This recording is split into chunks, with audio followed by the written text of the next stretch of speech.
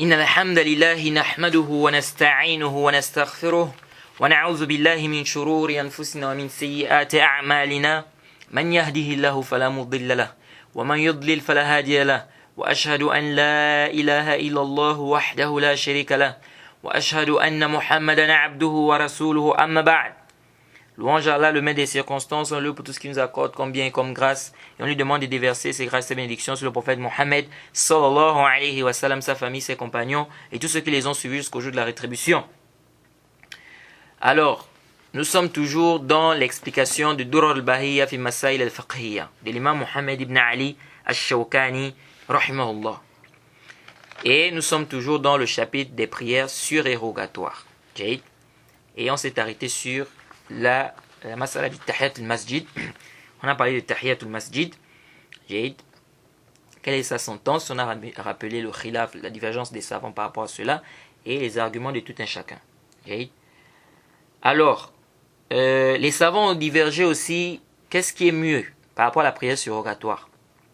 C'est de faire beaucoup de prières ou c'est de faire en sorte que la prière soit longue? Il y a un khilaf. Certains disent c'est de faire beaucoup de prières. Leur dalil dit c'est le hadith de Rabi'a ibn Malik al-Aslami. Il dit qala li Nabi sallallahu alayhi wa sallam sal. Et le prophète m'a dit demande quelque chose. Qultu, il dit j'ai dit as'aluka murafaqataka fil jannah. Il dit je vais être avec toi au paradis. Je vais être en ta compagnie au paradis. Le prophète a dit Auré Rosalik. Le prophète a dit ou tu demandes autre chose. Qultu huwa zak. Il a dit c'est ce que je demande. Le prophète Mohammed sallallahu alayhi wa sallam a dit A'inni ala nafsika bi kathrati sujud. Il faut m'aider, n'est-ce pas, en faisant beaucoup de sujud. Aide-moi en faisant beaucoup de sujud. C'est-à-dire, fais beaucoup de sujud, ça va être une cause que tu sois avec moi au paradis. Et ça, c'est aussi un hadith qui montre que les prières surrogatoires, c'est une cause, n'est-ce pas, que la personne rentre au paradis. Et ici, quand il a dit fais beaucoup de sujud, qu'est-ce que ça veut dire faire beaucoup de sujud? Ça ne veut pas dire que tu viens à la mosquée, tu t'assois, tu commences à faire des sujud. Sujud. Là, les sahaba. Ce qui est voulu ici par beaucoup de sujud, c'est-à-dire beaucoup de prières. Et ça, c'est connu dans la langue arabe. Quand on parle du juz pour parler du kul. Donc ici, katharat sujud, c'est-à-dire faire beaucoup de prières. Le hadith est dans Sahih Muslim.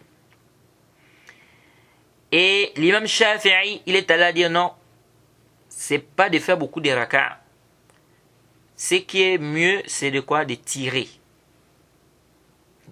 Ce qui est mieux, c'est de tirer. Donc, tu peux ne pas faire beaucoup de raka'a, mais tu fais quoi? Tu allonges la prière. Et vous voyez le athar de cette divergence-là pendant les tarawih. Qu'est-ce qui est mieux? Faire 11 raka'a et tirer, ou faire 21, 26 ou je ne sais pas combien de raka'a. Donc l'imam Shafi'i est allé à dire quoi? Qu'il faut tirer. Et il dit, ce qui est voulu par le hadith, c'est pas en fait de faire beaucoup de raka'a, mais c'est le jins sola. C'est-à-dire de faire les prières. De faire beaucoup de prières. Et non de kathrat raka'at, c'est-à-dire beaucoup de raka'at. Ala kulli hal, ça c'est des khilaf où il n'y a pas vraiment quoi. Chaque groupe a quoi? Chaque groupe s'appuie sur des preuves. C'était rapporté d'Ibn Omar. On a lu ce hadith. Il a dit Hafiztu min Nabi sallallahu alayhi wa sallam 10 raka'at. Raka'atin qabla al-zuhr wa raka'atin ba'daha wa raka'atin ba'da al-maghrib fi baytihi. Wa raka'atin ba'da al-isha fi baytihi wa raka'atin qabla al-subh. Certains ont pris ce hadith d'Ibn Omar. Il dit j'ai mémorisé du prophète 10 raka'at. 2 raka'at avant zuhr, 2 après zuhr, 2 après maghrib à la maison, chez lui. Donc le prophète a pris ça chez lui. Et 2 après Isha, chez lui, et 2 avant la prière de Subh. Certains ont pris ce hadith pour dire que les nawafil, les prières surrogatoires qu'on fait la nuit, c'est mieux de faire ça à la maison. Okay? Et les prières surrogatoires qu'on fait la journée, c'est mieux de faire ça à la mosquée. Pourquoi? Ils ont pris le mafhum mukhalafa de ce dalil. Il a dit que le prophète a prié 2 rakas avant Zuhr, 2 rakas après, 2 rakas après Maghrib. Chez lui. Donc, à quel moment il a parlé de la maison ici? C'est après Maghrib. Les 2 rakas qu'il a fait après Maghrib. Il a dit chez lui. Les 2 rakas qu'il a fait après chez lui. Donc, il dit, ça veut dire ici que les autres rakas qu'il n'a pas cités chez lui là, ça dit qu'il a fait ça à la mosquée. Et donc, les rakas, ou bien les prières surrogatoires de la journée, c'est mieux de faire ça à la mosquée. Les prières surrogatoires de la nuit, c'est mieux de faire ça où? À la maison. Okay? Bon, ça aussi, parce qu'il était rapporté d'Aïcha, elle a dit que le prophète Mohammed sallallahu alayhi wa sallam a prié raka'atayn al-fajr fi bayti. Le prophète a prié 2 rakas de fajr à la maison. Il a prié 4 rakas avant Zuhr à la maison aussi. Alors lui, il a dit 2 rakas. Il n'a pas précisé. On a ça. Et on a aussi le hadith de Muslim où le prophète Mohammed sallallahu alayhi wa sallam nous dit إذا قضى أحدكم الصلاة في مسجده فليجعل لي بيته نصيبا من صلاته فإن الله جاعل في بيته من صلاته خيرا. Hadith de Muslim. Le prophète Mohammed sallallahu alayhi wa sallam a dit, si l'un d'entre vous termine sa prière à la mosquée, dans sa mosquée, qu'il laisse une partie, donc une partie des prières qu'il va faire chez lui, dans les prières surrogatoires. Il dit, certes, Allah subhanahu wa ta'ala mettra chez lui par sa prière du bien. Allah mettra chez lui par sa prière du bien. Et ça nous montre quoi ce hadith? Ça nous montre que la prière surrogatoire, on doit la faire à la maison, c'est ça la base. Et on a aussi le hadith de Muslim, le prophète dit, Inna khayra salati al-mar'i fi baytihi illa al-maktuba. On a vu ça. Que la meilleure prière du serviteur, c'est chez lui, sauf la prière obligatoire. Sauf la prière obligatoire. Et donc, ça nous montre clairement ici que la prière surrogatoire, le mieux c'est de faire ça à la maison et non à la mosquée. La mosquée, c'est pour les prières obligatoires. Et les prières surrogatoires, c'est mieux de faire ça à la maison. Mais ici, là, certains savants te disent quoi? Ils te disent que le hadith d'Ibn Omar, c'est un mafhoum. C'est-à-dire le mafhoum, c'est lorsque le mantouk, son hukm est contraire au maskout anhu. Ça veut dire quoi? Un exemple simple pour que vous puissiez comprendre. Si je te dis, lève-toi. Si je te dis lève-toi, qu'est-ce que ça veut dire? On comprend que tu ne dois pas t'asseoir. On comprend que tu ne dois pas t'asseoir. Donc, l'ordre de te lever, c'est aussi une interdiction en fait. Ça implique en fait une interdiction de t'asseoir. Ça implique une interdiction de t'asseoir. Ça c'est le mafhoum. Est-ce que je t'ai dit de ne pas t'asseoir? Non, je t'ai pas dit de ne pas t'asseoir. Je t'ai dit lève-toi. Mais le fait de me dire, ou bien le fait que je te dise de te lever, ça implique que tu ne dois pas t'asseoir. Mais est-ce que je l'ai dit? Non. Donc ça c'est le mafhoum. C'est-à-dire cette parole, quand on tire que tu ne dois pas t'asseoir. Tu ne dois pas t'asseoir là, c'est un mafhoum. Je te dis, prends la voiture à 100 km, fais le plein. Ça veut dire quoi? On comprend quoi? Que si tu n'es pas à 100 km, ne fais pas le plein. Parce que j'ai dit à 100 km, fais le plein. Donc avant 100 km, ne fais pas le plein. Mais est-ce que je t'ai dit avant 100 km, ne fais pas le plein? Non. Mais tu as compris ça de ma parole. Donc j'ai compris de ta parole, mais on a compris de la parole. À 100 km, fais le plein, que avant 100 km, ne fais pas le plein. Ça, on appelle ça le mafhoum. C'est-à-dire ce qu'on a compris là, on appelle ça le mafhoum. Et je crois qu'on a déjà parlé de ça quand on a parlé de le kullatain. Lorsque l'eau a atteint 2 jarres, ça ne peut contenir d'impureté. On a parlé de ça, de cette mas'ala. Le mafhoum, bien évidemment, le mafhoum mukhalafa, c'est parmi les arguments, parmi les dalils chez les savants des usul. Parce que le mafhoum, bien évidemment, il y a un long débat aussi là-bas. Parce que le mafhoum, en réalité, c'est... il y a 10 mafahim chez les savants des usul. C'est au nombre de 10. Quand on dit Sif wa shtarat al-'allil wa laqib sunya wa 'udd az-zarfain wa hasr al-ighiya. Ça sont les 10 mafahim. Sif wa shtarat al-'allil wa laqib sunya wa 'udd az-zarfain wa hasr al-ighiya. جيد. مفهوم الصفة، مفهوم الشرط، مفهوم العلة، مفهوم العلة، مفهوم اللقب، مفهوم الاستثناء، مفهوم العدد،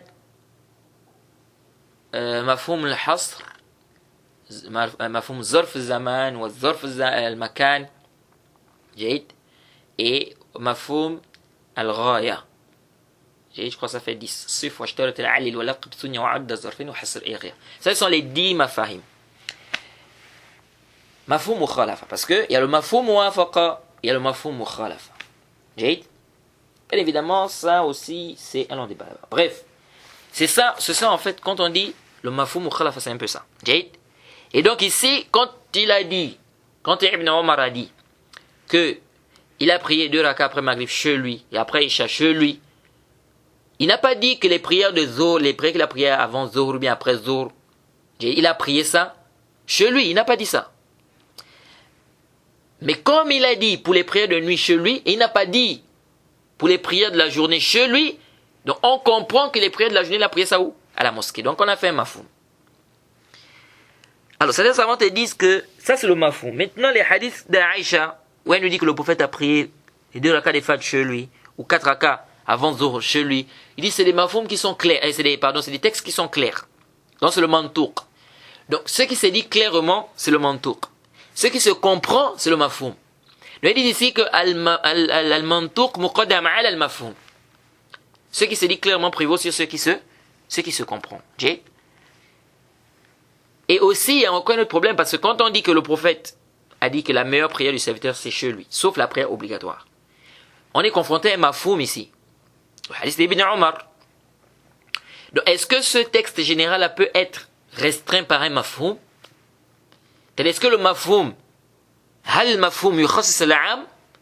Ça, c'est un khilaf, il y a un khilaf entre les savants de Usul par rapport à cela. Ala kulli hal, nous disons la prière surrogatoire.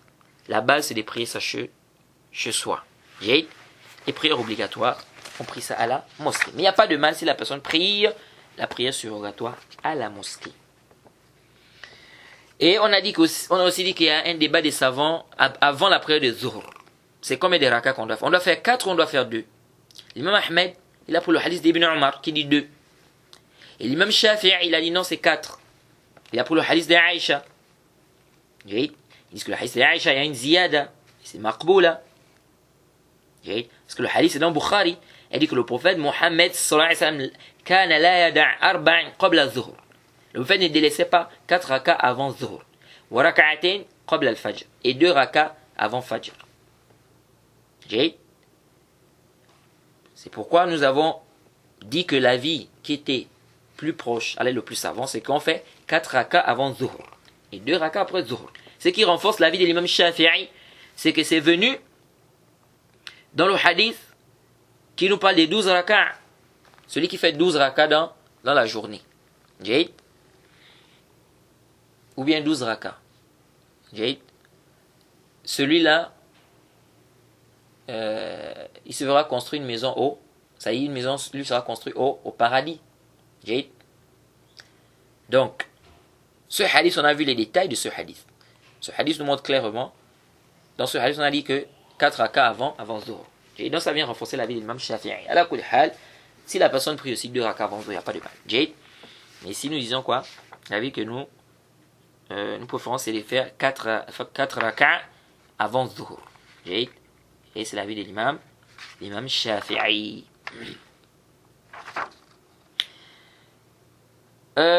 Certains savants, certains Hanafiya, se sont appuyés sur la parole, le prophète a dit salat layl masna masna. La prière de nuit, c'est 2 rakats, 2 rakats. Ils se sont appuyés sur ça pour dire que ce qui est afdol, ce qui est mieux dans la prière de la journée, c'est de faire 4 rakats. Et non 2. C'est parce qu'on a dit salat layl masna masna. Donc si on dit que la prière de la nuit c'est 2-2, ça veut dire que la prière de la journée ça doit être 4-4. Ça doit être 4 au lieu de 2. Mais ça là c'est pas sahih. Parce qu'ils ont pris ici le mafhoum laqab.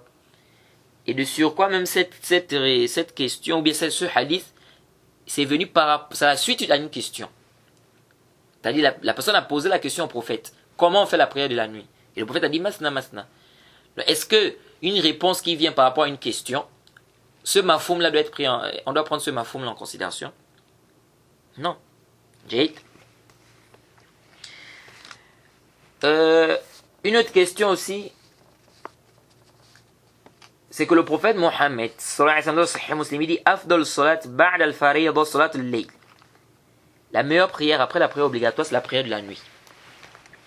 La meilleure prière après la prière obligatoire, c'est la prière de la nuit. Ici, il y a eu un khilaf des savants. Entre les sunan rawatib, qu'est-ce qui est mieux? C'est la prière de nuit qui est meilleure, ou ce sont les sunan rawatib qui sont meilleurs? Donc les sunan qu'on fait là, après les prières, avant la prière, c'est ce qui est mieux ou c'est les prières de nuit? L'imam Ahmed,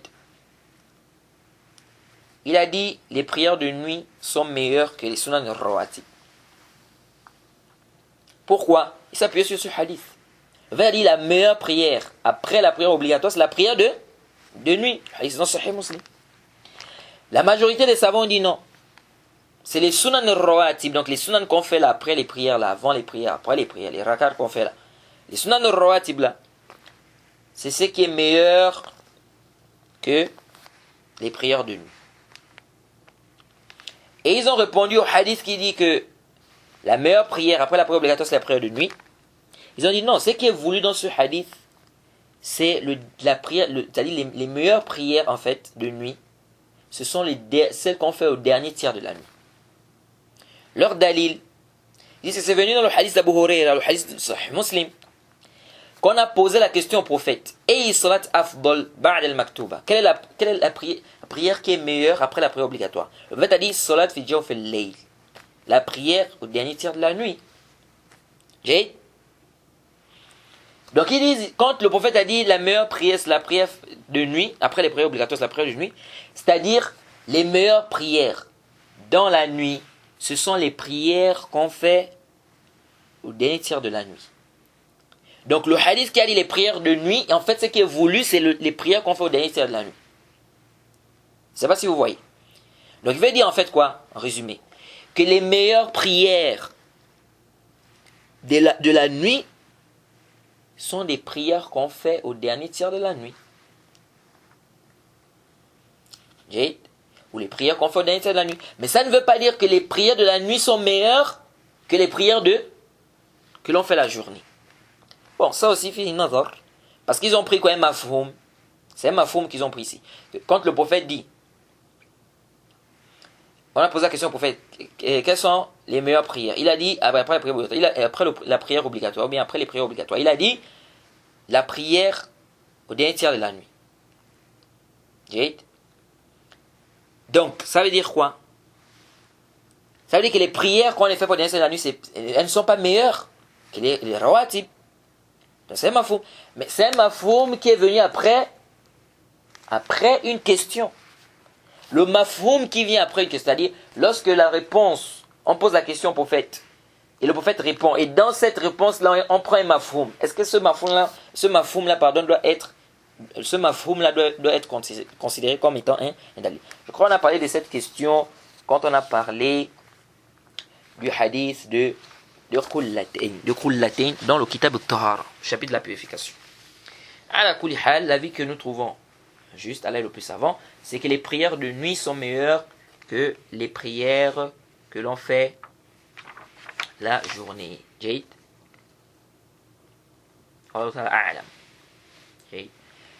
Et aussi un autre problème aussi, les prières de la journée, ou bien les prières de nuit, prières de nuit. La majorité des savants disent que ça doit être 2 rakas, et non 4 rakas rattachés. Pourquoi? Parce qu'ils disent que le prophète a dit Salatul Layl masna masna. Prière de nuit c'est 2. Donc ça doit être 2 rakas. Mais ça c'est pas juste. On peut faire, la nuit on peut faire même 4 rakas d'affilée. Et comme on va voir, Inch'Allah on va voir, je vais vous citer ici des hadiths qui nous montre que même les prières de Tarawih, il y a plusieurs façons de faire ça. Il y a plusieurs façons de faire les prières de Tarawih. Okay? Je vais vous citer les hadiths et, n'est-ce pas, les différentes façons de faire les prières de Tarawih. Alors, là on va parler des prières de nuit. Okay? Parce que même Shawkani nous a dit quoi? Il a parlé de Salat al-Duha. On va revenir sur Salat al-Duha, Inch'Allah. Ensuite, il a dit wa Salat al-Layl wa aktharuha 13 raka'a. Yutir fi akhiriha. Il dit la prière de nuit, le plus grand nombre c'est 13 raka'a. Il doit faire le 8 au dernier raka'a. Alors, c'est venu dans le hadith de Aïcha, radhiyallahu anha, قالت ما كان رسول الله صلى الله عليه وسلم يزيد في رمضان ولا في غيره على 11 ركعة يصلي 4 فلا تسأل عن حسنهن وطولهن ثم يصلي 4 فلا تسأل عن حسنهن وطولهن ثم يصلي 3. جيد.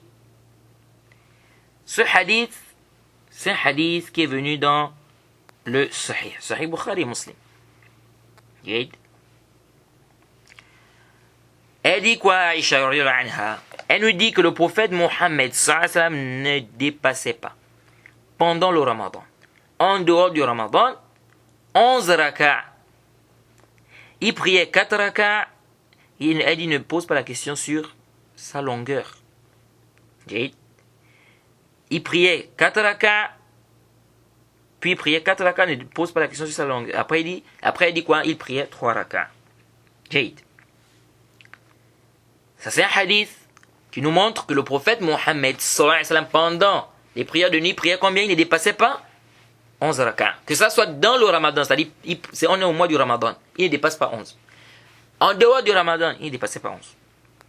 Maintenant, il y a une version de Aïcha radhiyallahu anha dans le Sahihain, où Aïcha nous dit كان يصلي من الليل 10 ركعات يوتر بسجدة ويركع ركعتي فجر فتلك 13 أو 13 pardon فتلك 13. Aïcha nous dit quoi? Elle nous dit le prophète Mohammed sallallahu alayhi wa sallam, il priait la nuit 10 rak'at, 10 rak'at. Ensuite, il a dit quoi? Il faisait le witr. Donc après, il priait, il ajoutait un rak'at. Ça fait combien? Ça fait 11. Il dit wa yarka rak'atay fajr. Puis il priait les 2 rak'ats de fajr, donc avant la prière de fajr. Elle dit ça fait 13. Fatilka thalatha asharata. Ça fait 13. C'est pourquoi les gens qui viennent avec des versions où Aïcha dit que le prophète priait 13 rak'ats. Aïcha ici nous fait un tafsil.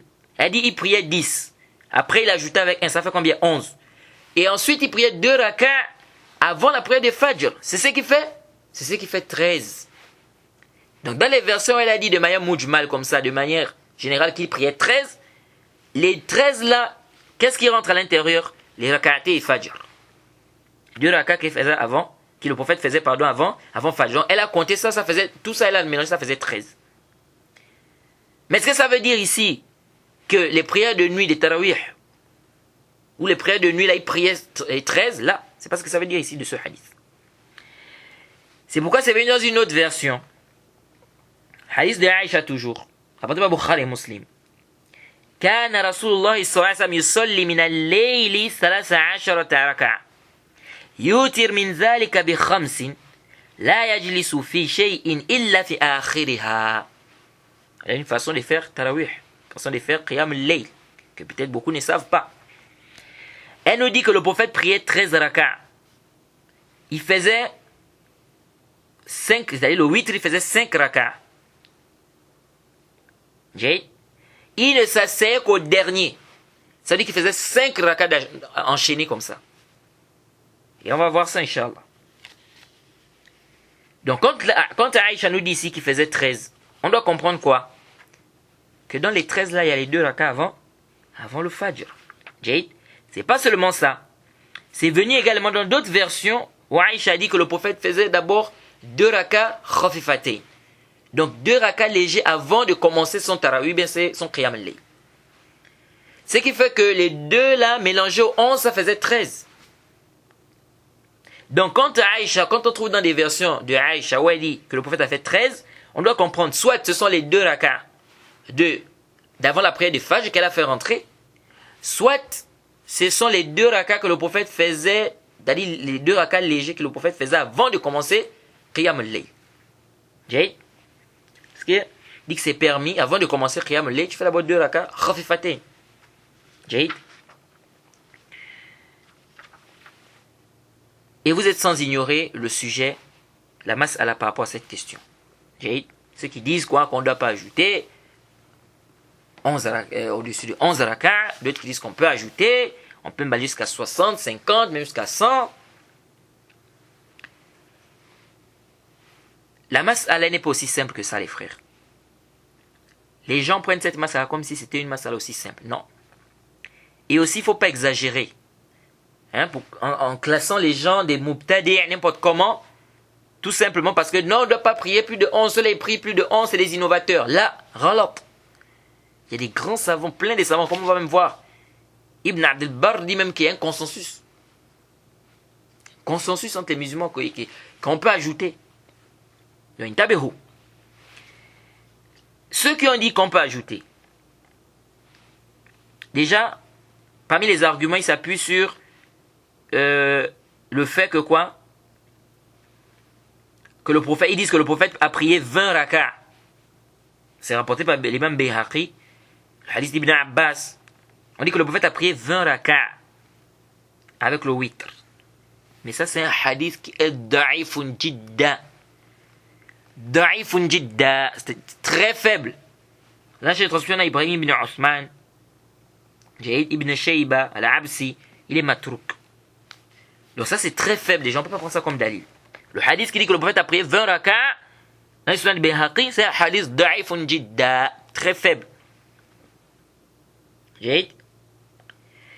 Parmi les dalils aussi qu'ils ont, ceux qui disent bien que les arguments des savants qui disent qu'on peut dépasser, ils ont ce qui a été rapporté dans les sunan de Bayhaqi, le hadith de Yazid, Jaïd, qui rapporte de Sa'ib ibn Yazid, dit كانوا يقومون على عهد عمر ابن الخطاب في شهر رمضان ب20 ركعة.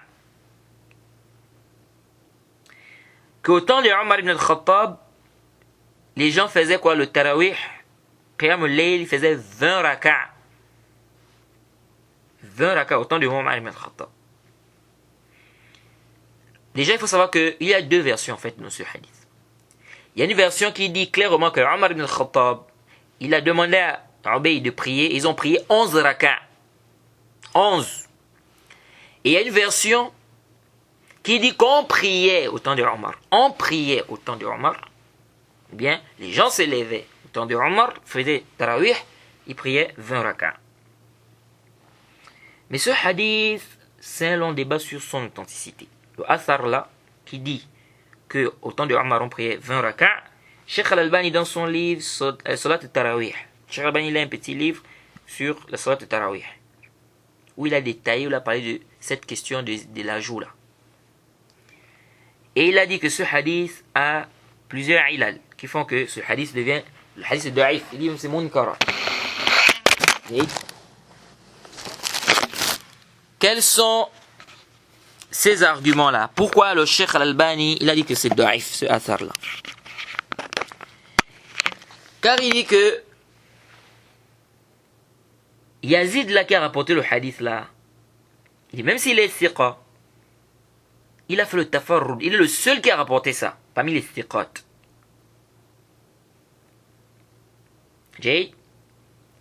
Et c'est rapporté de Sa'ib ibn Yazid. Or, Mohamed ibn Yusuf a rapporté ça de Sa'ib ibn Yazid. Et il y a eu un ikhtilaf. C'est-à-dire il y a eu une divergence au niveau du nombre.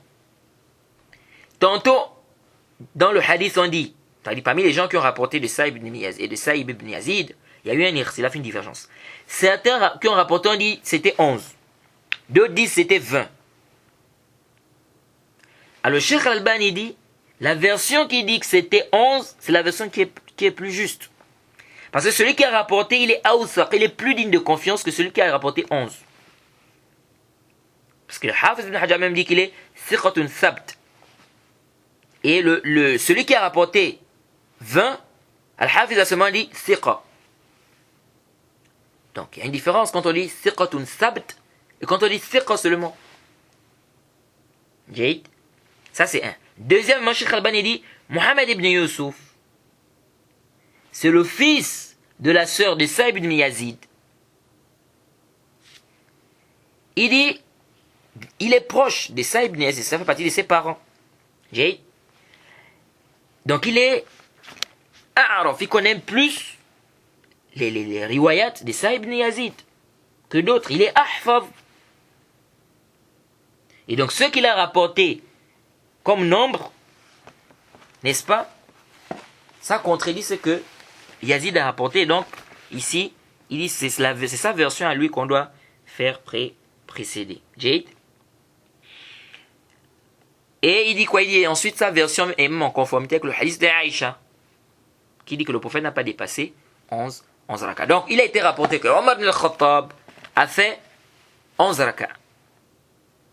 Il a été rapporté aussi 20. Cheikh Al-Albani dit la version qui dit 20 est daïf, à cause de ce qu'on a expliqué là. Jade. Mais le Athar de Omar, c'est une autre version. C'est-à-dire c'est venu dans une autre chaîne de transmission, dans les Sunan Bayhaqi toujours. Et bin Tariq, là c'est le tariq de Yazid ibn Rouman, qui rapporte de Omar. Mais Cheikh Al-Albani, t'as dit, il dit quoi ce hadith, il est munqati'. Il y a une coupure. On a déjà expliqué, ça veut dire quoi un hadith munqati' dans le sharh du Nuzha. C'est le Hafiz ibn Hajar qu'on a expliqué, dans le Mustalah. Parce que ils disent que Yazid n'a pas rencontré Omar bin Khattab. Est-ce qu'on ne peut pas dire que ça vient renforcer l'autre version? Bon, du moment où on a dit que l'autre version est munkar, ça peut se renforcer parce que munkar, ça dit que la faiblesse est forte. Et ça ne peut pas se renforcer. Et ça a été rapporté également de Ali ibn Abi Talib, dans les Sunan Bayhaqi, avec deux chaînes de transmission. La première, il y a un rapporteur qui est majhoul. Jade. Il rapporte de Ali, alors qu'il ne rapporte de Ali qu'avec celui-là, il ne rapporte de Ali qu'avec un intermédiaire. Jade. Deuxièmement, il y a Hamad ibn Shu'aib à l'intérieur qui est da'ifun jidda. Il est très faible. Il rapporte de Ata ibn Sa'ib. Et Ata ibn Sa'ib, il dit qu'il est mukhtalit. Il s'embrouillait dans les hadiths. Donc, ce qui est rapporté de Ali ibn Abi Talib aussi, il y a des faiblesses. C'est rapporté de Ubay ibn Ka'b. Là-bas aussi, il y a une coupure. Et il y en a même qui a le nakar. C'est rapporté d'Ibn Mas'ud. La chaîne de transmission aussi, et il y a une coupure munqati'. Et le Cheikh Al-Albani a fait le tafsir, il a détaillé, n'est-ce pas, les faiblesses de tous ces athars-là, dans son livre-là, Salat al-Tarawih. Je crois à la page 48 à 71. Donc, en tout cas, Cheikh Al-Albani dit il n'y a aucun hadith authentique des compagnons, suivez bien, des compagnons qui dit qu'ils ont dépassé 11 rakats. Des compagnons, hein. Maintenant, ça a été rapporté de certains tabi'in, etc., qu'ils ont prié plus de 11 rakats. Mais des compagnons, il dit c'est daif. Là, c'est rien n'est authentique sur cette question. Ça, c'est l'avis du Cheikh Al-Albani sur cela. Bien évidemment, il peut y avoir un débat par rapport à cela. Parce qu'il y a des savants qui n'ont pas été d'accord avec le Cheikh Al-Albani sur c'est-à-dire les faiblesses de tous ces hadiths-là. Donc le fait qu'ils rendent faibles tous ces athars-là. Il y a des savants qui n'ont pas été d'accord par rapport à cela.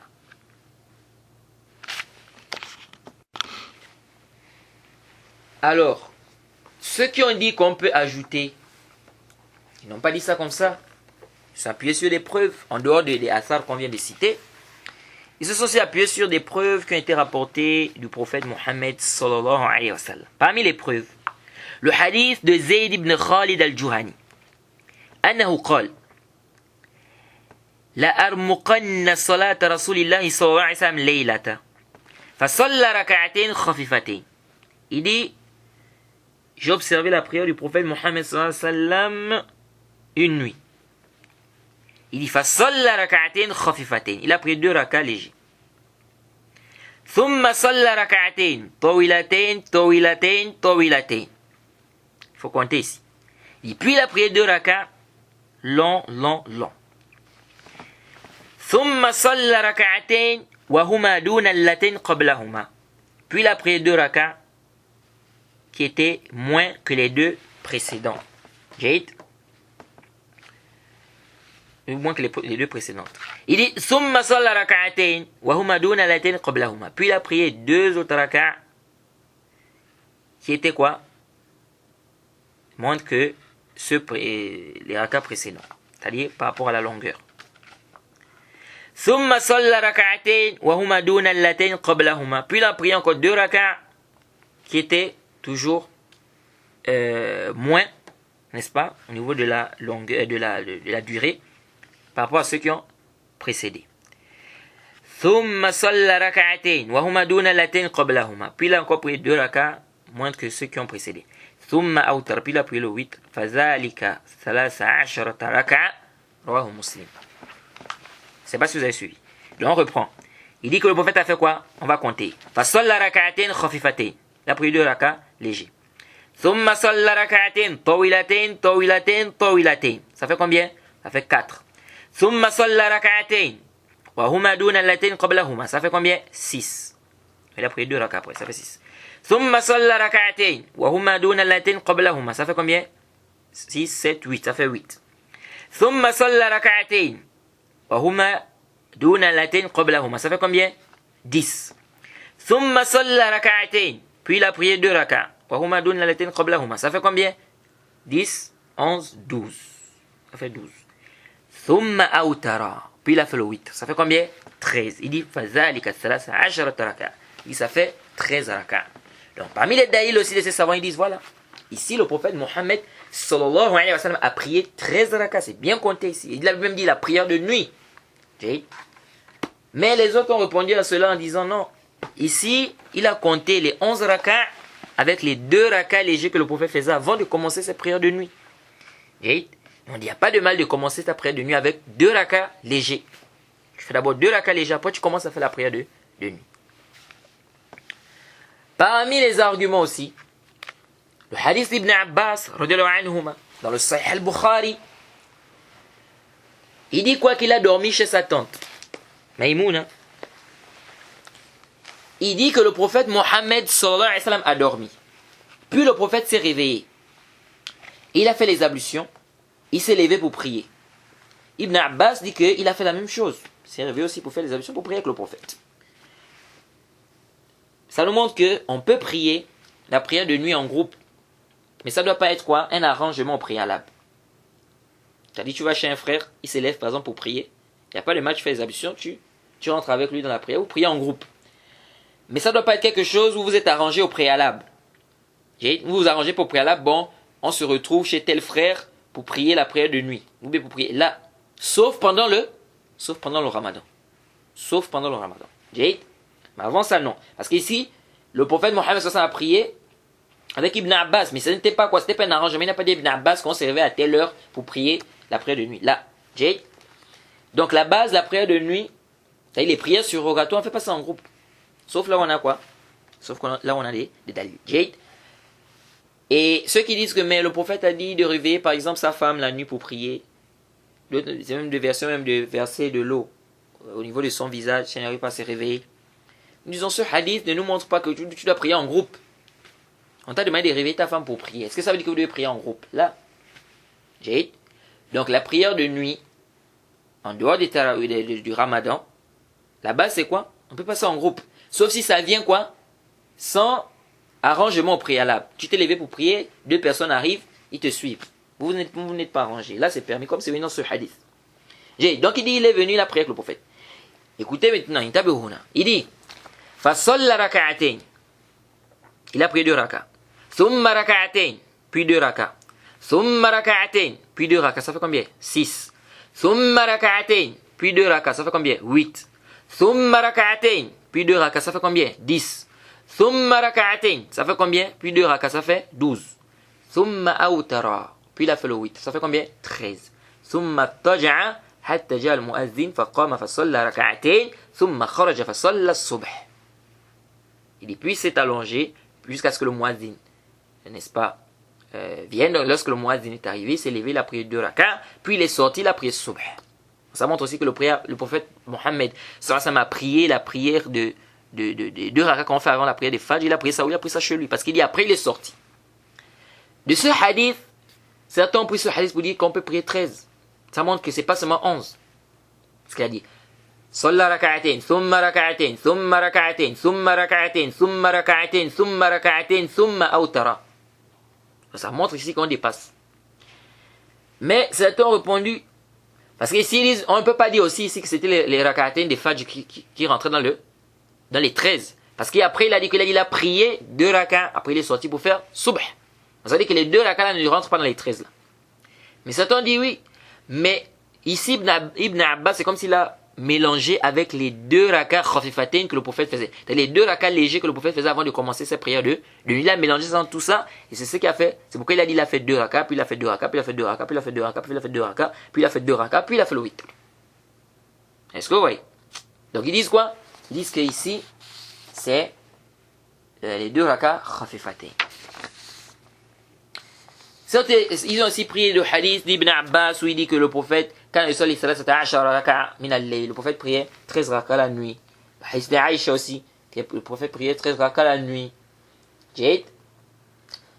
Ça, c'est les dalils de ceux qui disent ça. Parmi les grands dalils aussi, qu'ils s'appuient, c'est-à-dire parmi les grands dalils qu'ils prennent, ils disent que le prophète Mohammed a dit Salat al-layl masna masna.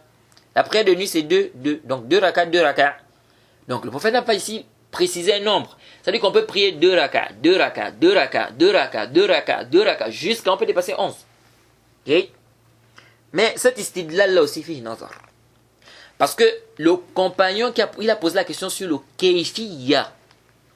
Il a dit kayfa nusalli salat al-layl. Comment on va prier la prière de nuit? Il n'a pas posé la question sur le nombre. Le hadith nous parle du kayfi, la manière de prier. Comment on va prier les rakats la nuit. Ça n'est pas du nombre. Il a dit kayfa nusalli, comment on va prier. Et là le prophète a dit masna masna, 2. Donc on va prier de quelle manière? En faisant 2 rakats, on fait le salam. 2 rakats, on fait le salam. 2 rakats. Donc il nous parle du kayfiyya. Il n'a pas parlé du nombre. Bon, certains disent, s'ils ne connaissaient pas le kayfiyya, ça veut dire que le nombre aussi ne connaissait pas. Bon, ça fait une autre. Okay.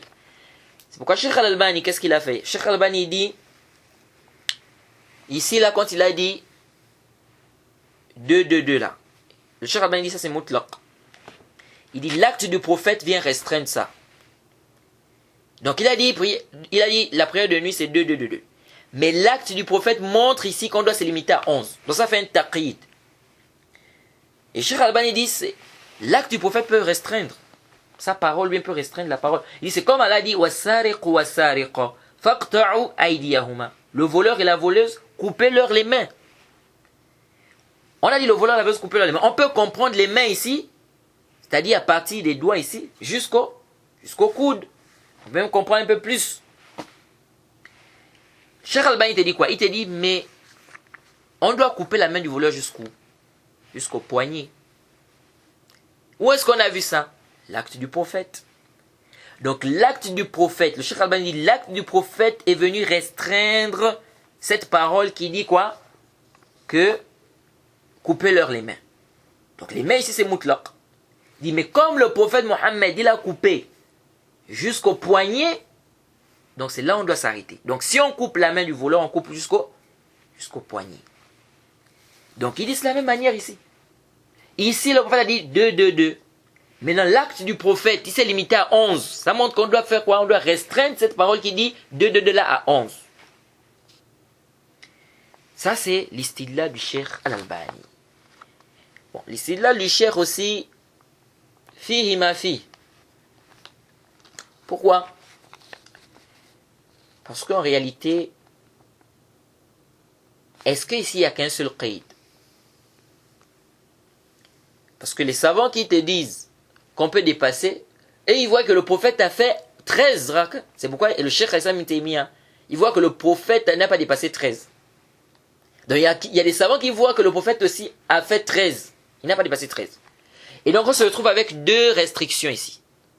Nous avons 11, nous avons 13. Lorsque nous avons deux restrictions qui sont en contradiction, est-ce qu'on peut restreindre le texte qui est venu de manière absolue? L'imam al-Qarafi, dans l'Aqd Mazmoun fil Khussus wal Umum, un livre qu'il a écrit dans le Khussus et dans le Umum, dans ce qui est khas, ce qui est spécifique et ce qui est général. Ça a deux tomes.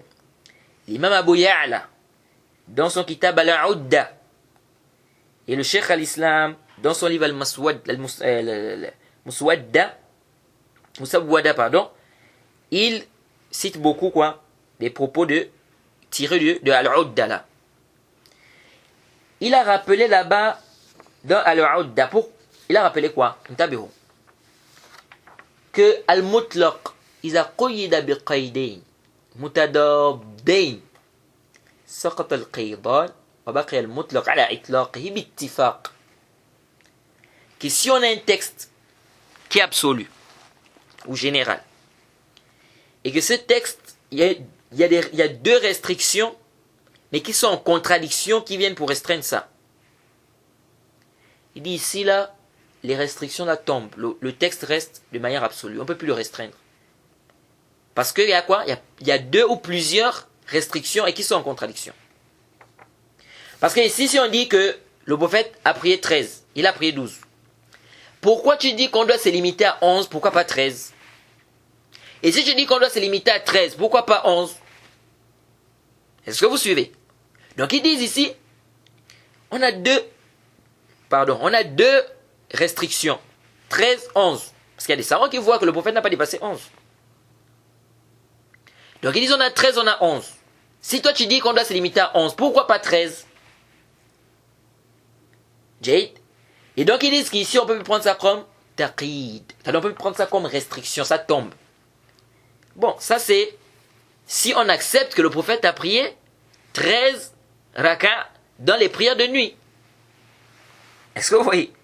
Mais si on dit que les 13 ici c'était mélangé, soit avec les 2 rak'a de Qabla al-Fajr, certains compagnons ont mélangé ça, ce qui faisait 13, ou soit avec les 2 rak'a légers qu'il faisait avant de commencer la prière de nuit, on se rend compte qu'ici en réalité c'est pas 13, c'est 11 rak'a de prière de nuit. Mais que les deux autres, soit c'est 2 avant la prière de Fajr, qu'ils ont mélangé, qui faisaient ici 13, ou c'est les 2 qui faisaient des rak'a légers qu'il faisait avant de commencer sa prière de nuit. Donc cette qa'ida là va passer si on accepte qu'il a prié 11. Et Cheikh Al-Albani, on accepte qu'il a prié 13. Mais Cheikh Al-Albani ne voit pas ça. Lui, il voit que le prophète n'a pas dépassé 11. Et il voit que les 13 ici ont été détaillés. Les 13 ont été détaillés. Soit c'est 2 avant le Fajr, soit c'est quoi? Soit c'est les 2 qu'il priait, les deux rak'a légers qu'il priait avant de commencer la prière de nuit. Cheikh Ibn Uthaymin, il a apporté une qa'ida ici aussi, par rapport à cela. Il a dit ici, on ne peut pas ramener le texte qui est restreint au texte qui est mutlaq. On ne peut pas prendre le texte qui est restreint et le ramener au texte qui est général. Limaza, intabi'una. Il dit parce que ici, ذكر بعض أفراد العام الذي يوافق العام لا يفيد التخصيص. C'est dans le Majmou'. Et ça, c'est la majorité des savants des Usul. L'avis de la majorité des savants des Usul qui dit ça. Que ذكر بعض أفراد العام الذي يوافق الحكم العام لا يفيد التخصيص. Il y a un khilaf des savants des Usul, mais ça, c'est l'avis de la majorité des savants des Usul. Et c'est l'avis qui est juste. Ça veut dire quoi ça? C'est-à-dire, lorsqu'on a un texte général, ce texte général englobe plusieurs particules, ou plusieurs aspects. S'il y a un des aspects qui a été cité de manière spécifique, on ne doit pas venir restreindre le texte général qui englobe tous ces aspects-là ou plusieurs aspects par l'aspect spécifique qui a été cité de manière spécifique. Qu'est-ce que ça veut dire ça? Je vais donner des exemples pour que ça soit clair.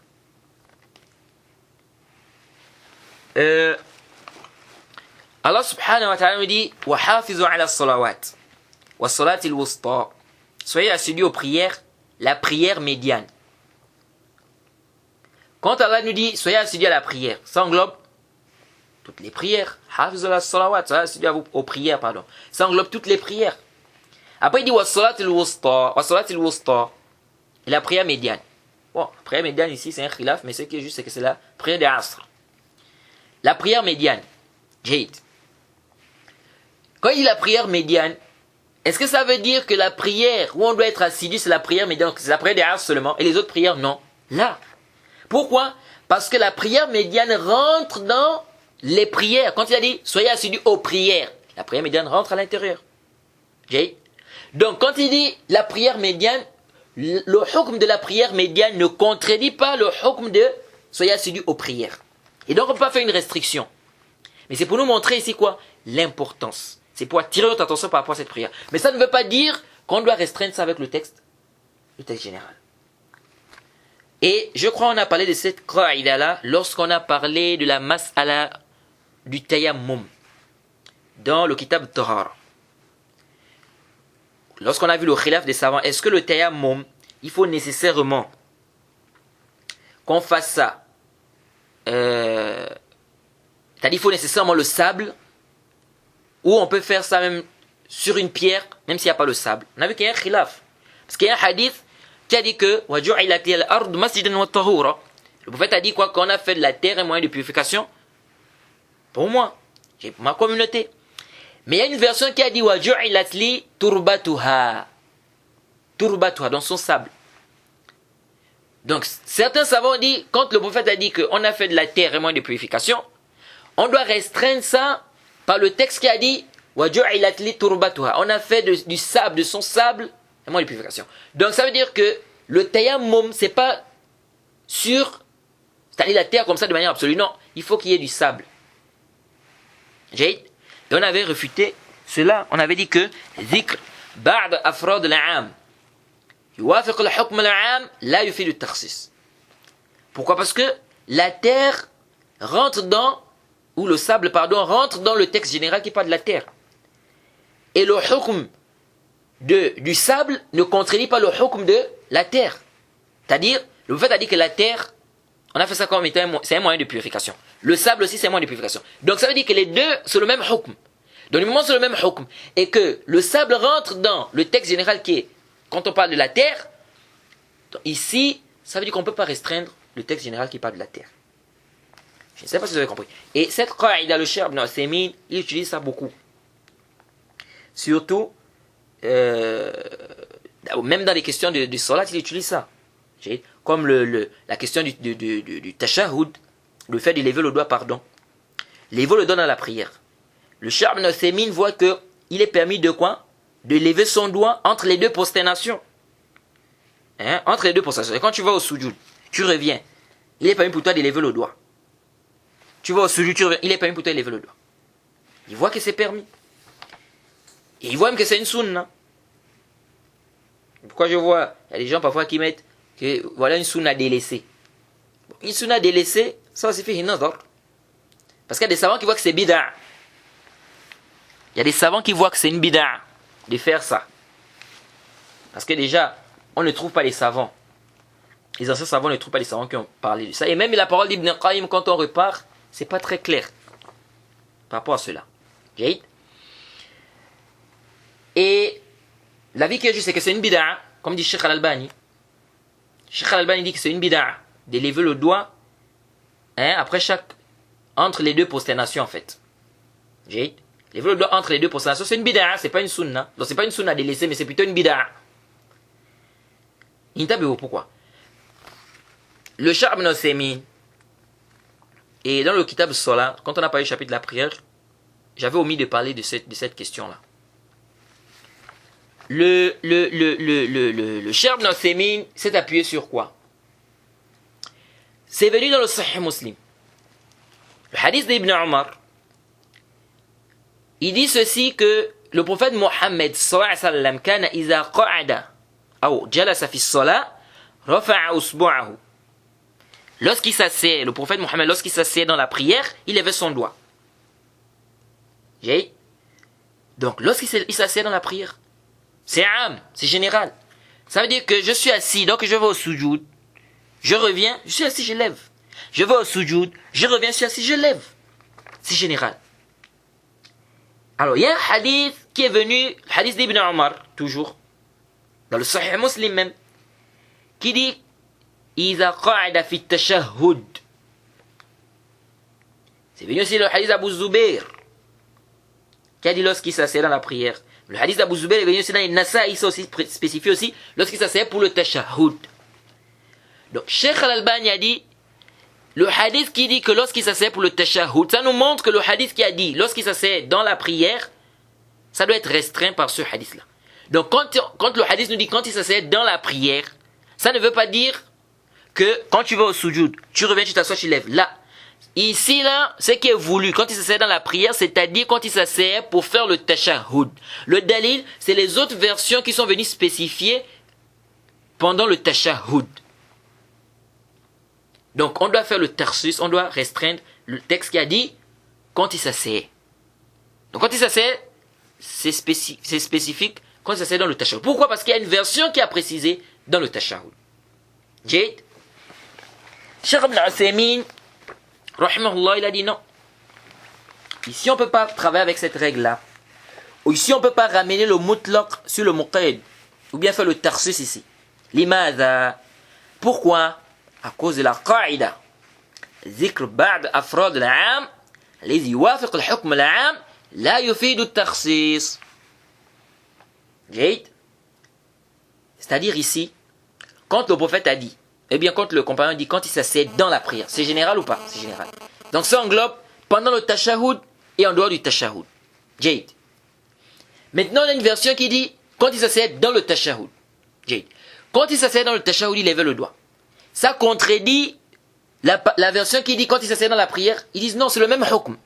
C'est-à-dire, quand il s'assied dans le tashahhud, pour faire le tashahhud, il lève le doigt. Quand il s'asseyait aussi, que ça soit le tashahhud ou pas le tashahhud, il lève aussi le doigt. Donc ici, là, c'est la même sentence. Ce n'est pas une sentence, c'est pas comme si on disait, quand il s'asseyait dans la prière, il levait le doigt, sauf le tashahhud.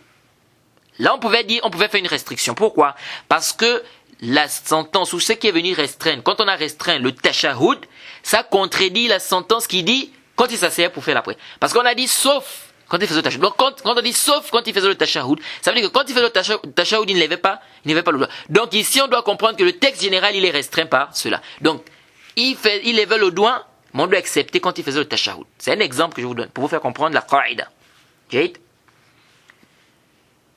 Donc, revenons à notre hadith. Le hadith nous a dit, le hadith dans Sahih Muslim nous dit clairement que quand il s'assied pour faire la prière, quand il s'assied dans la prière, pardon, quand il s'assied, donc il lève le doigt. Ensuite, on a la version de Muslim encore qui dit quand il s'assied pour le tashahhud. Donc, si on avait eu une version qui avait dit quand il s'assied pour faire la prière, il lève le doigt, sauf dans le tashahhud, c'est un exemple que je donne. S'il y avait eu par exemple un texte comme ça qui disait sauf dans le tashahhud, là on pouvait venir restreindre la version qui dit quand il s'assied dans la prière. On devait dire sauf dans le tashahhud, parce que le hukm est différent. Mais lorsque le hukm n'est pas différent, on ne peut pas faire une restriction. On peut pas faire une restriction. Je te dis maintenant, donne aux étudiants 100 000. Donne aux étudiants 100 000 francs. Et je te dis, ne donne pas à Ali. Ici, on comprend quoi? On comprend que tu donnes à tous les étudiants, mais tu ne dois pas donner à Ali. Donc, Ali, ici, il sort de ce texte, de cette parole qui dit, donne aux étudiants. Pourquoi? Parce que le hukm de ne donne pas à Ali est différent du hukm de donne aux étudiants. C'est-à-dire, donne aux étudiants, c'est différent de ne donne pas à Ali. Donc là, on peut restreindre le texte général. Parce que quand j'ai dit donne aux étudiants, c'est général. Ça englobe tous les étudiants. Même à Ali, il est dedans. Mais lorsque je te dis maintenant ne donne pas à Ali, donc ne donne pas à Ali contredit donne aux étudiants. Ça veut dire quoi? Ça contredit pourquoi? Parce que ici, c'est pas le même hukm. C'est pas la même sentence. Là, je te dis maintenant de ne pas donner à Ali. Donc ça veut dire qu'on doit extraire à Ali du texte général. Donc on doit dire que ici, donne aux étudiants, mais ne donne pas à Ali. Jade. Par contre, si je te dis, donne aux étudiants 100 000, et je te dis, donne à Zayd, Est-ce que si tu dois dire, comme je t'ai dit, donne à Zayd, ça veut dire que tu ne dois plus donner aux étudiants 100 000? Là. Parce que c'est le même hukm. Là, c'est juste que je vais attirer ton attention sur Zayd. Mais ça ne veut pas dire que tu ne dois pas donner aux autres, tu ne dois donner qu'à Zayd. Non. Donne aux étudiants 100 000. Donne à Zayd. Ça ne veut pas dire ici que ne donne plus aux étudiants 100 000. Là. Par contre, si j'avais dit donne aux étudiants 100 000, ne donne pas à Zayd, là on peut faire la restriction. Donc c'est ça ici, en fait, c'est des exemples pour que vous puissiez comprendre. Donc ici, quand le hadith nous dit, lorsqu'il s'assied pour faire le tashahhud, il levait le doigt. Et lorsqu'il s'assied dans la prière, il levait le doigt. Ils disent qu'ici, c'est le même hukm. Pourquoi on va faire le tarsus? Il n'y a pas de tarsus à faire. Jay. Et donc c'est la règle que le Cheikh Ibn Uthaymin a appliquée. Et la règle, elle est correcte. La règle, elle est correcte. Mais ici, l'application n'est pas sahih. C'est le Cheikh Al-Albani qui a raison ici sur cette mas'ala-là. C'est le Cheikh Al-Albani qui a raison ici sur cette mas'ala-là. Donc c'est une bid'a d'élever le doigt entre les deux prosternations. Pourquoi? Intabihu. Parce que les savants des hadiths sont tous unanimes. Ça c'est un ijma', c'est les savants de hadith. Et comme a dit le Hafiz ibn Hajar, chaque consensus dans un domaine bien précis est un argument par rapport à ce domaine. Les savants des hadiths sont tous unanimes que إذا اتحد المخرج واختلفت الروايات يحمل مطلق على المقيد عند المحدثين باتفاق comme a rappelé Ibn Daqiq al-Eid. Les savants des hadiths sont tous unanimes que si le makhraj il est le même, la sortie du hadith est la même, mais les riwayat, donc les versions sont différentes, on doit ramener le texte qui est restreint au texte qui est général par consensus des savants des hadiths. Ça veut dire quoi ça? Le même makhraj, ça veut dire quoi? Ça veut dire, c'est le hadith d'Ibn Omar. C'est le même hadith. C'est le hadith d'Abu Huraira. On a une version qui est générale, une version qui est restreinte, qui est spécifique. Ici, on ramène le texte qui est spécifique au texte qui est général. On doit restreindre le texte général par la version qui est spécifique. Pourquoi? Parce que le makhraj est le même. C'est le même hadith, le hadith d'Abu Huraira. Donc, si c'est le hadith d'Ibn Omar, une version est générale, une autre version est spécifique. Ici, on doit restreindre la version qui est générale par la version qui est spécifique. Pourquoi? Parce que c'est le même makhraj, c'est le même hadith. Donc, si les riwayats sont différents, donc si ils attahad al-makhraj, wa ikhtalafat al-riwayat, le makhraj il est le même, donc la sortie du hadith est la même, c'est-à-dire c'est le même hadith, c'est le même rapporteur, c'est le même compagnon qui rapporte ce hadith, mais les riwayat, les versions sont différentes, on doit ramener la version qui est spécifique sur la version qui est générale. Ça c'est par consensus des savants des hadiths. C'est pourquoi ici, la version, c'est le même hadith, le hadith d'Ibn Omar. C'est le makhraj est le même, les riwayat sont différentes. Là-bas on a dit fi tashahhud, l'autre là-bas on a dit fi salat. On n'a pas précisé, c'est deux tashahhud. Du moment où c'est le même hadith d'Ibn Omar, ça veut dire qu'on doit ramener la version qui est mutlaq sur le muqayyad. Donc ici on doit plus amener la qaïda qui dit zikr ba'da afrad al-'am yuwafiq al-hukm al-'am la yufidu takhsis. Là, ici on n'amène plus cette qaïda là. Pourquoi? Parce qu'ici c'est le même makhraj. إذا اتحد المخرج واختلفت الروايات يجب حمل مطلق على المقيد عند المحدثين باتفاق. Chez les savants du hadith par consensus. C'est la même chose que la version d'Abi Zubair. Jade ou d'Ibn Zubair. Jade. Donc ici, on voit bien ici quoi? Qu'on doit donc comprendre le hadith qui a dit lorsqu'il s'asseyait dans la prière, c'est-à-dire dans le tashahhud. Car c'est le même hadith, le hadith d'Ibn Omar. Donc ici, la qaïda qui dit zikr ba'da afrad al-'am. Jade. الذي يوافق الحكم العام لا يفيد التخصيص. Cette qaïda ne s'applique pas ici. Elle ne s'applique pas lorsque quoi? On a ittihad al-makhraj wa ikhtilaf al-riwayat. Ici, on doit ramener le mutlaq ala al-muqayyad. C'est pourquoi ici, cette règle-là ne s'applique pas. C'est pourquoi on dit que c'est une bid'a de faire quoi? De lever le doigt, n'est-ce pas, entre les deux prosternations. Mais ici, par rapport à notre qaïda, par rapport à notre mas'ala ici, la mas'ala de qiyam al-layl, ça peut passer ou pas? La qaïda peut passer. Pourquoi? Parce que ici on a l'acte qui dit masna masna. Et on a l'acte du prophète, il a prié 11. Est-ce que le hukm de 11 contredit le masna masna? Donc ça rentre dans le masna masna. C'est pourquoi le Cheikh Ibn Uthaymin a appliqué cette règle ici. Jaïd. Ala kulli hal, la mas'ala, c'est une mas'ala à divergence. Jaïd. Mais je tiens à rappeler des points qui sont importants.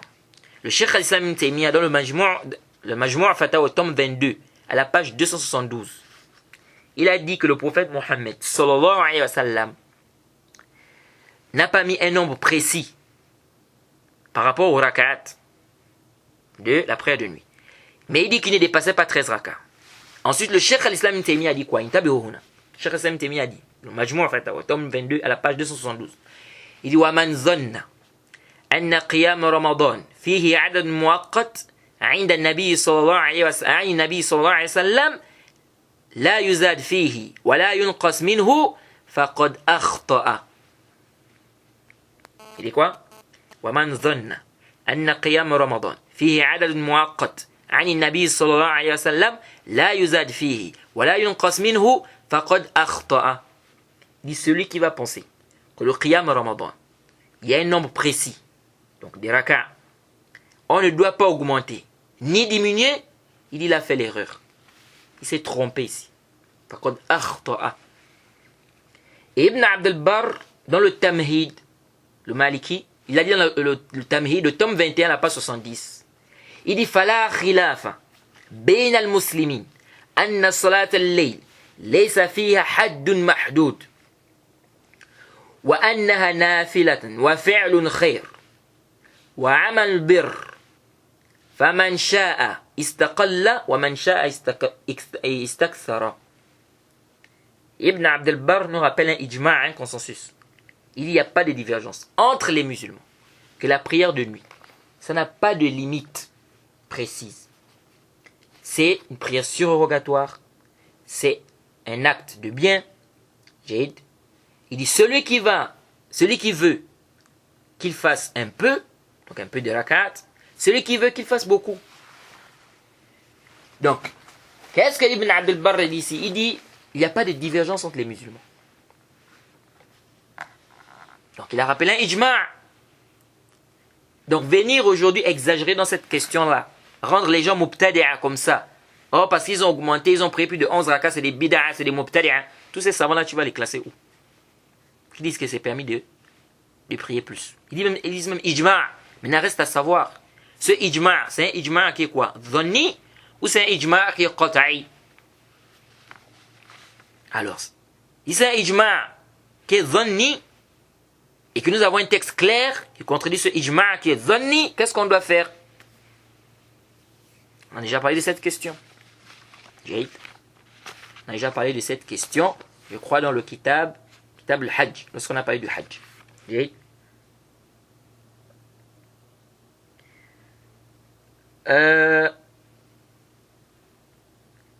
Mais ici, il faut aussi savoir une chose. Que beaucoup de savants qui ont dit qu'on peut dépasser, comme le Cheikh Ibn Uthaymin et bien d'autres, ils te disent quoi?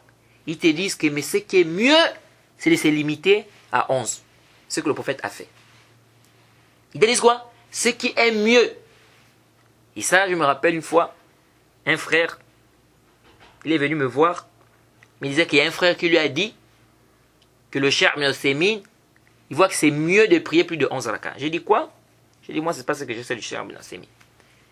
Cheikh Ibn Uthaymin, ce que je sais de lui, c'est qu'il dit que on peut, c'est vrai, il dit qu'on peut prier plus de 11. Mais il dit que 11 c'est mieux. Et qu'est-ce que j'ai fait? J'ai pris l'audio du Cheikh Ibn Uthaymin, j'ai fait écouter au frère. On n'a même pas fait 10 minutes ou... C'est-à-dire l'audio n'a même pas fait... C'est-à-dire les premières minutes seulement. Peut-être 4 minutes comme ça, à 4 minutes ou à 5 ou à 3 minutes, je ne me rappelle plus bien. Mais en tout cas, on n'a pas fait plus de 6 minutes. Le Cheikh Ibn Uthaymin a dit Al-Afdal, ce qui est mieux, an yaqtasir al-insana ala 11 raka. Ce qui est mieux, c'est que la personne se limite à 11 raka. Et le frère, quand il a écouté ça, il était très content. Il a dit vraiment, je vais aller voir le frère là. Il me dit, le Cheikh Uthaymin a dit que c'est pas ce qui est mieux. Oui. Donc, même les savants qui ont dit que on peut dépasser, beaucoup parmi eux te disent que c'est mieux de se limiter à 11. Alors, si c'est mieux de se limiter à 11, mais comment se fait-il que ce qui est mieux, On laisse ce qui est mieux. C'est-à-dire, ce qui est mieux n'est plus le as. Le as, c'est maintenant de dépasser. Là.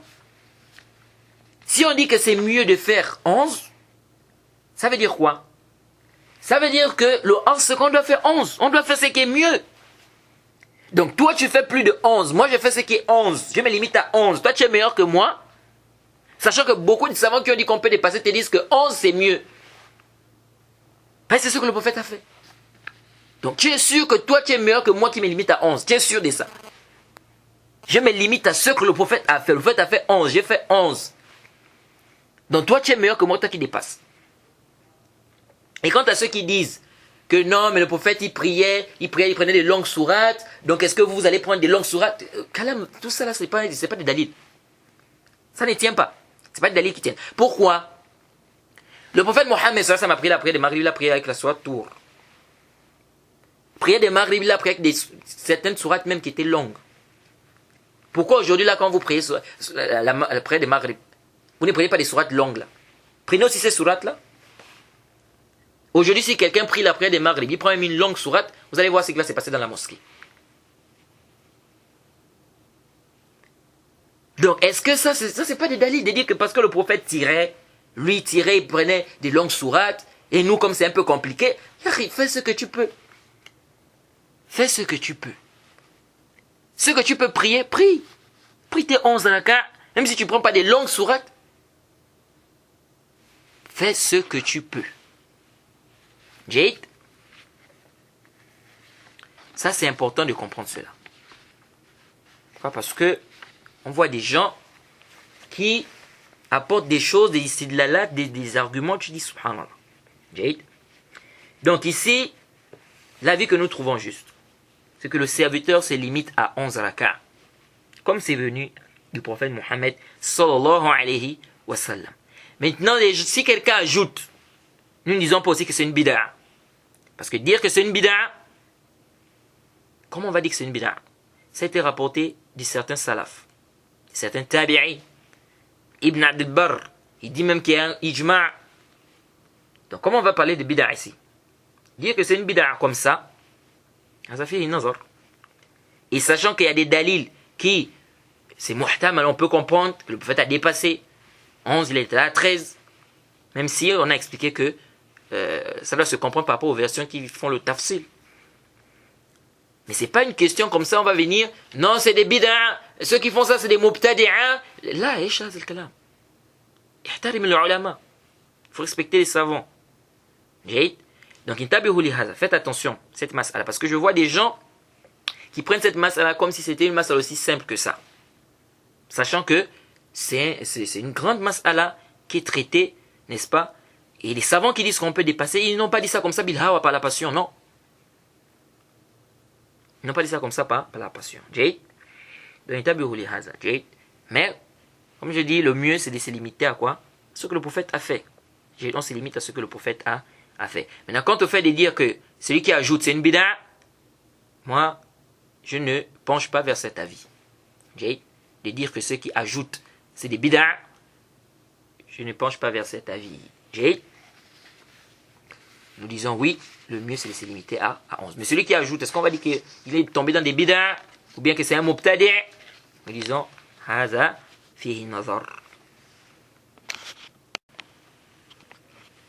Donc voilà un peu ce qu'il faut retenir par rapport au nombre de raka'at, par rapport à la prière de nuit. Jade, on va s'arrêter ici. Donc l'imam Shawkani il a dit que le plus grand nombre c'est 13, donc c'est comme si l'imam Shawkani voit qu'on peut aller jusqu'à 13. Jade. Donc on va s'arrêter ici pour cela. Et le cours prochain, Inch'Allah, on va revenir. On doit parler également du ta'aqib, c'est-à-dire le fait de prier, et les divisions qu'on fait pendant les tarawih là. Tahajjud, tarawih. On prie d'abord, on dit que c'est tarawih, après on revient la nuit, on fait c'est tahajjud. Est-ce que ça là, c'est mashrou', c'est permis, c'est pas permis? Est-ce que ça fait partie de la sunna, tout ça? On va parler de ça, Inch'Allah. Et on va continuer dans le livre, parler également de Salat al-Istikhara, Salat al-Duha, et clôturer ce chapitre. Et on va aussi parler du witr, Inch'Allah.